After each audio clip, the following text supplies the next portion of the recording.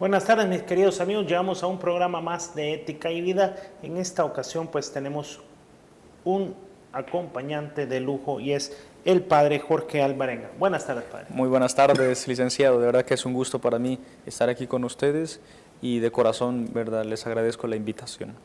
Bueno, pues el día de hoy usted se preguntará ¿y por qué tenemos al padre Jorge Alvarenga con nosotros? Y es que él viene a platicarnos de un tema que siempre nos ha interesado y es la defensa de la vida. Y específicamente pues vamos a aprovechar la reciente publicación o más o menos reciente publicación de su libro Defendiendo el Don de la Vida. Aquí lo tienen ustedes en pantalla, el libro escrito por el padre Jorge Alvarenga, libro que pueden encontrar en pues la mayoría de librerías católicas del país, así como en otros establecimientos, iglesias, acá en Radio Paz, ¿me dijo? También en Radio Paz. ¿Verdad? Entonces, en diferentes lugares donde ustedes pueden ir adquiriendo este libro para irnos empapando más del tema. Es importante que aprovechemos literatura como esta para saber cómo defendernos, cómo defender la vida y sobre todo instruirnos en cosas tan básicas como desde cuándo hay vida.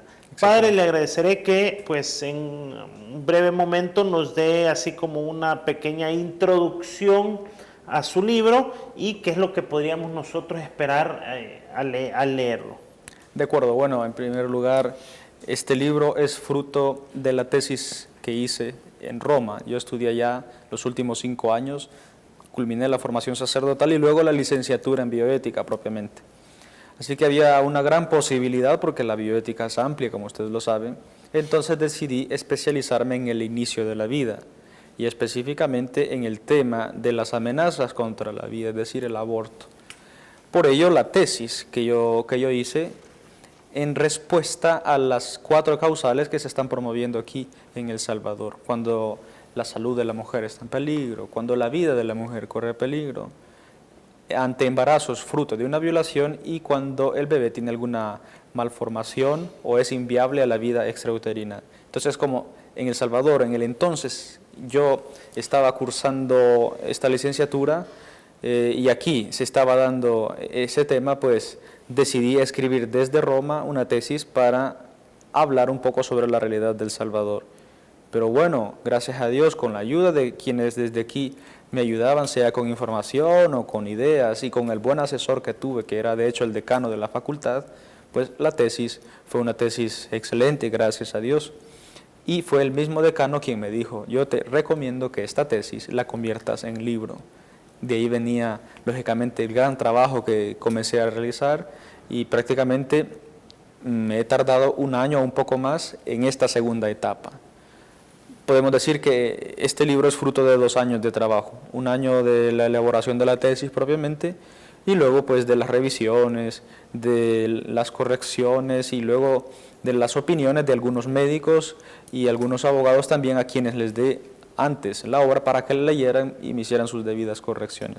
Fruto de eso pues ahora este libro y el título se llama así, Defendiendo el Don de la Vida, porque lo que se pretende con este libro es dar una respuesta responsable al tema del aborto, no solo una respuesta, sino responsable, que se preocupe por la vida de ambos, sea de la mamá que de su hijo. Muy bien, padre. ¿Cómo nace su inquietud pues hacia la bioética y luego, por ende, hacia la defensa de la vida?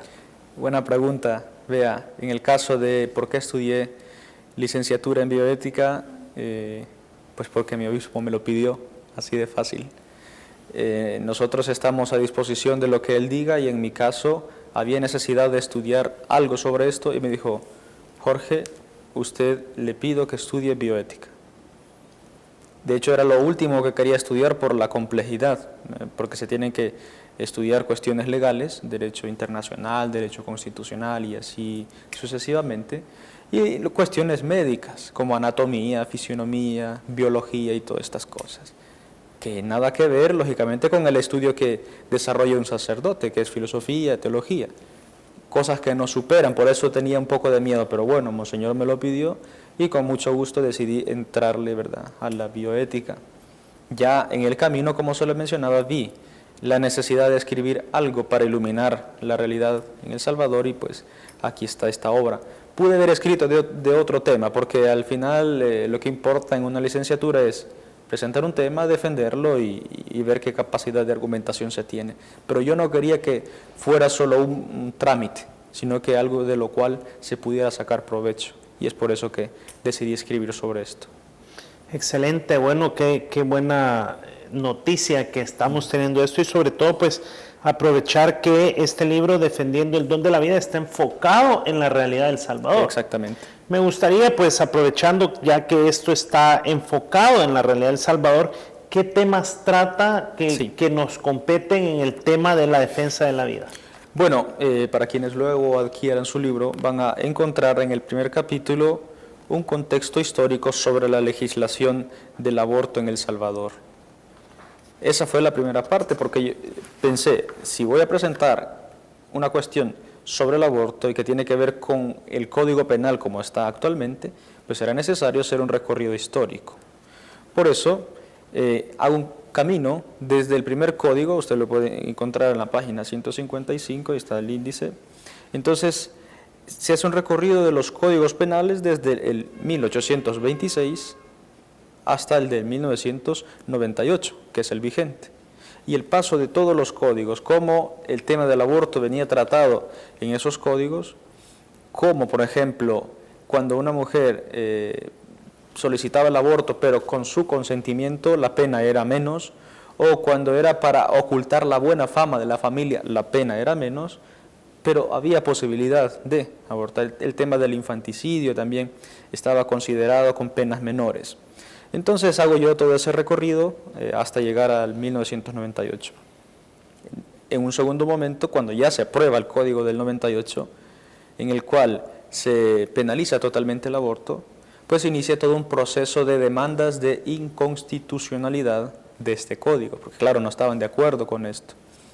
Pero resulta que al mismo tiempo la Constitución se reformó, en el artículo 1 dice que se protege, se considera, ¿verdad?, como persona humana desde el momento de la concepción.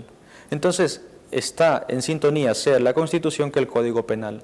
Por ello, todas las demandas de inconstitucionalidad que se le hicieron al Código fueron, ¿verdad?, descartadas. Se dijo, no es inconstitucional, porque están en sintonía. sintonía. Un artículo puntual de la Constitución. Que dice, artículo 1, se defiende la vida desde la concepción.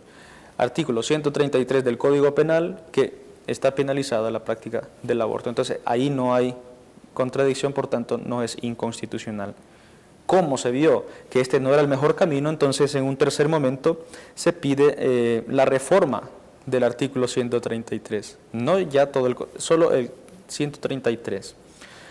Pero la respuesta es la misma, porque modificar esto implica abrir las puertas al aborto y esto iría en contradicción con el artículo 1, así que no procedió, lógicamente, tampoco esta reforma del artículo 133, esto en el capítulo 1.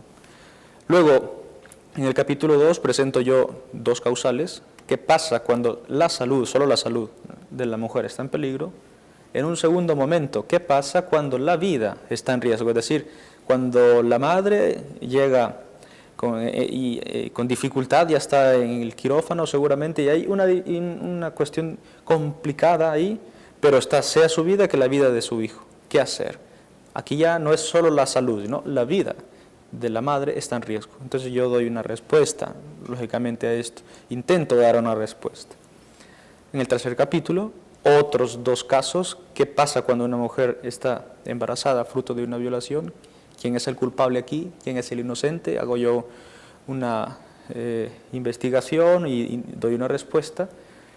Y el cuarto momento, la cuarta causal, es cuando el bebé tiene alguna malformación, ¿verdad?, o será inviable en la vida extrauterina. Por último, en el cuarto capítulo, se compone por dos partes. En un primer momento, una valoración puramente ética, es decir, desde la genética, desde la filosofía, desde la razón, ¿qué se puede decir sobre el aborto? Y en la última parte, ya la mitad de la segunda parte del capítulo cuarto, ahí sí muestro qué dice el magisterio. Eso sí, definitivamente. Explícitamente, todos debemos saber que no se puede ser católico y estar a favor del aborto. Eso no es negociable.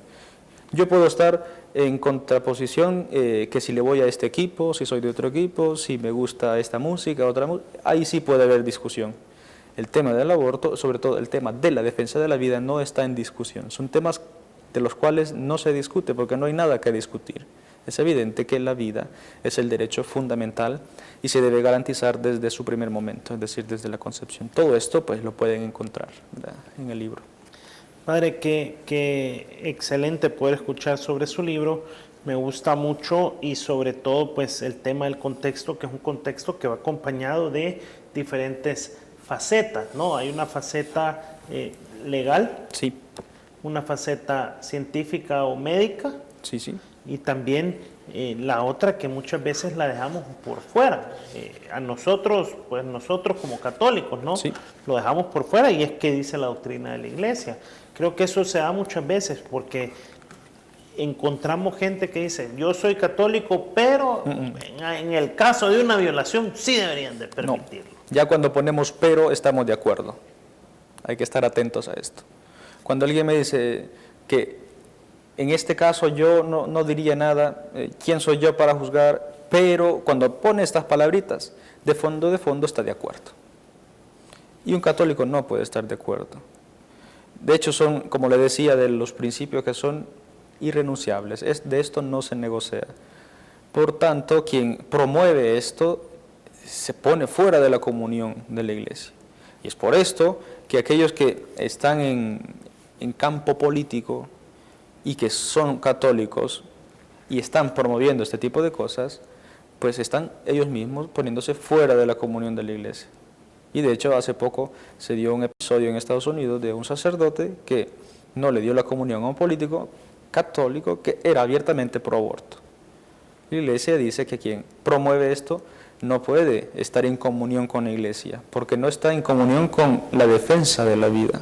Entonces no puede decir que es católico, pero sí está a favor de aquello. No se puede, no puede existir esa doblez. Por eso, quien lo promueve queda por sí mismo, lógicamente, fuera de la comunión. ¿Y cuándo se restablece? Cuando cambia de actitud y cuando pide perdón públicamente. Y debe decir, yo pido perdón porque estuve promoviendo esto y lo otro, contrario a mis convicciones, y ahora me comprometo a defender la vida. Entonces vuelve a entrar en comunión otra vez con la Iglesia. Eso es muy importante de recalcar, porque nuestros políticos, como que a la hora de la politiquería se les olvida eso. Tuvimos un caso reciente, no de esta Asamblea Legislativa, sino creo que fue la pasada, que un político abiertamente católico dijo que estaba válido abrir el tema de discusión, ¿verdad? Y creo que... Sí, vea, una cosa, yo de hecho lo digo en la introducción, nosotros estamos dispuestos a discutir el tema del aborto, no porque no estemos conscientes de lo que hay detrás, sino discutir en cuanto dar a conocer qué es lo que hay. No porque estamos viendo si se negocia o no se negocia. No, es que esto no es negociable. Nuestro diálogo es en búsqueda de la verdad. Porque hay gente, eso sí, es cierto, que tiene confusión o no está muy claro el tema. Hay otras personas que están muy claros en qué consiste el aborto y a pesar de ello lo promueven. Pues por eso es que estamos escribiendo este tipo de libros, para poder dialogar con esta persona. Padre, debo de hacerle una pequeña interrupción porque se nos acaba el tiempo del primer segmento. Vamos a un corte comercial y volvemos, no nos cambie.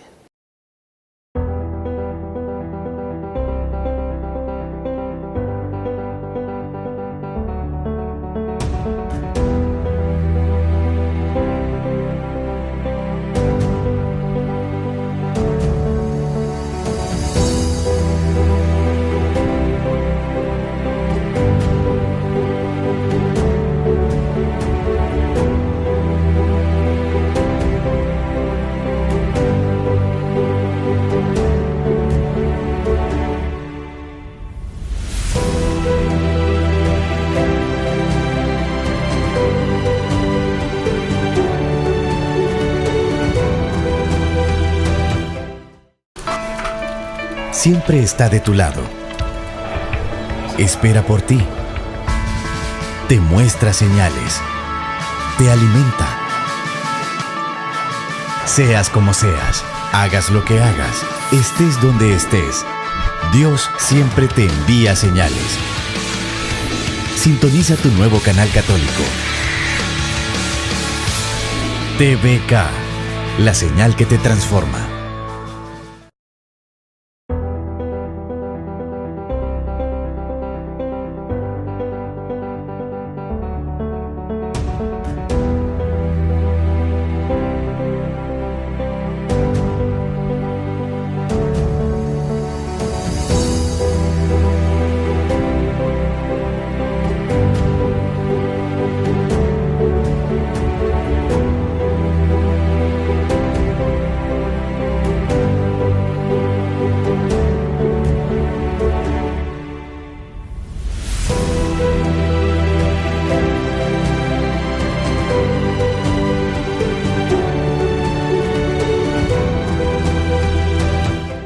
Muchas gracias por seguir con nosotros acá en el programa Ética y Vida, y estamos con el padre Jorge Alvarenga, quien pues nos viene a presentar su libro que se llama Defendiendo el Don de la Vida. Hablábamos en el segmento anterior sobre la apertura a hablar, pero más que hablar, a educar, quizás sería lo más correcto, sobre el tema del aborto.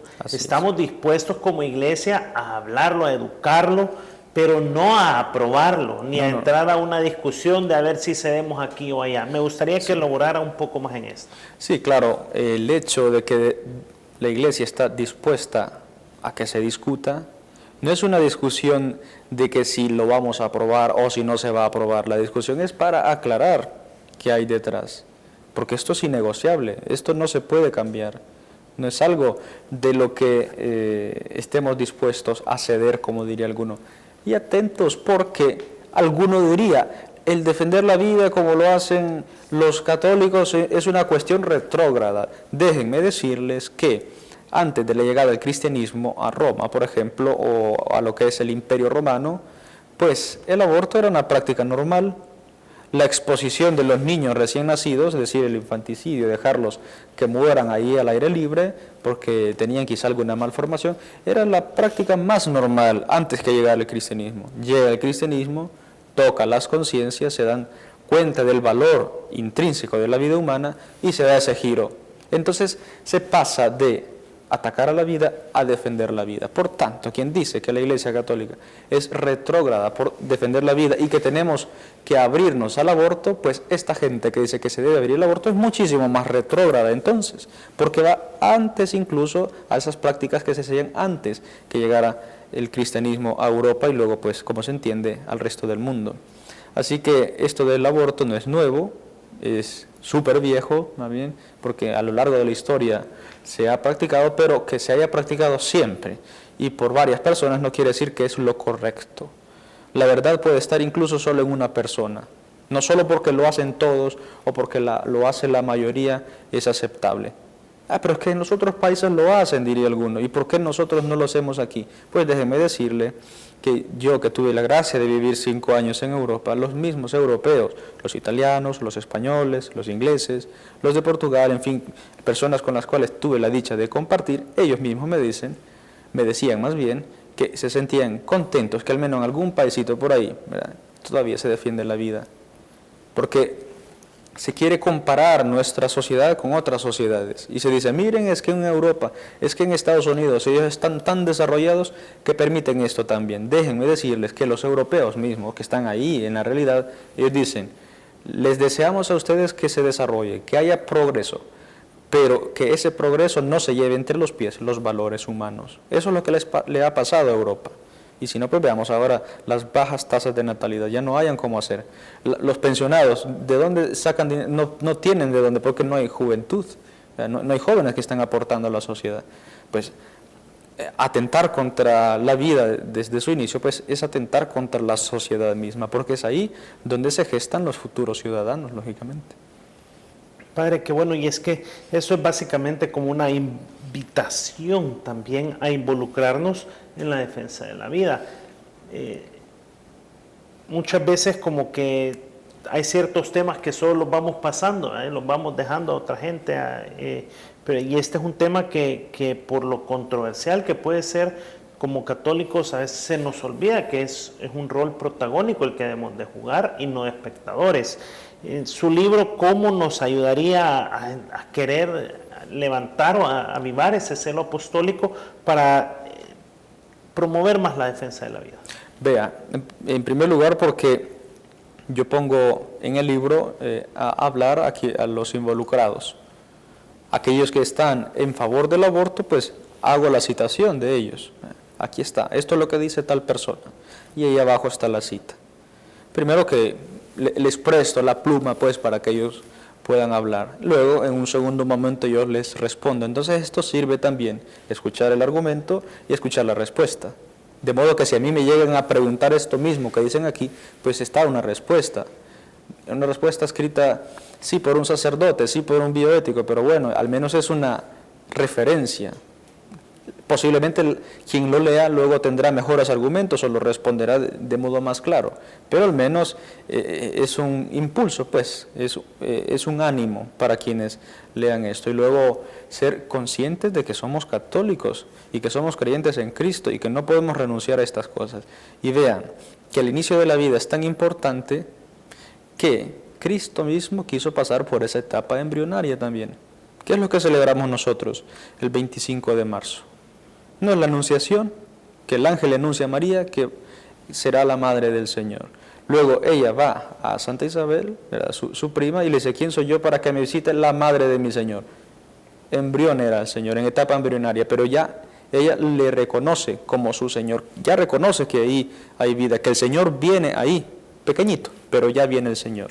Por eso les decía, es tan valiosa la vida, incluso en esta etapa embrionaria, que Cristo mismo quiso ser un embrión. Y se oye un poco extraño, pero es cierto. Celebramos, usted muy bien lo sabe, las distintas etapas de la vida del Señor, ¿verdad? Pasión, muerte y resurrección. También tenemos la devoción al divino niño Jesús. Nos imaginamos al niño Jesús de 5 o 6 años, ¿verdad? Con su vestidito, pero Jesucristo también fue embrión, también fue un feto, también fue un neonato. Tan importante es esto, pues que el Señor mismo quiso pasar por estas etapas. Así que como cristianos no podemos permitirnos negociar esto. Sí estamos dispuestos a dialogar, pero dialogar no quiere decir que estamos dispuestos a renunciar. Simplemente queremos abrir las puertas, ¿verdad?, para un sano debate en todo caso. Creo que eso es la palabra, un sano debate donde tal vez pues podamos salir victoriosos, no solo en ganar, en decir que no se aprueben otro tipo de leyes, sino que la gente se convenza realmente que estamos hablando de la vida de personas. Pues en otros programas hemos hablado también de otras condiciones de los embriones, ¿no? Con la fertilización in vitro y cosas así, que también son dentro de la bioética, no están dentro de nuestro tema el día de hoy, pero son condiciones de humano. Exactamente. ¿Verdad? Entonces, prosiguiendo un poco en esto y en esta necesidad de la defensa de la vida, sobre todo en El Salvador, me gustaría que nos ilustre un poco sobre las 4 causales que aquí se manejan, que usted ya mencionó en el segmento anterior, y que podríamos utilizar como para decir, bueno, esta es nuestra razón principal como personas y como católicos. Bueno, brevemente, las 4 causales es que se despenalice, porque vea que siempre lo van a presentar como bueno. Lógicamente, el veneno no se presenta veneno como tal, se tiene que presentar bonito. Entonces se dice, bueno, en el caso del aborto nosotros defendemos la vida, estamos a favor de la vida, por supuesto, Dios nos libre de estar en contra de la vida, pero lo que queremos es que se preserve la vida cuando pasan estos casos. Ahí ya viene el pero, el famoso pero.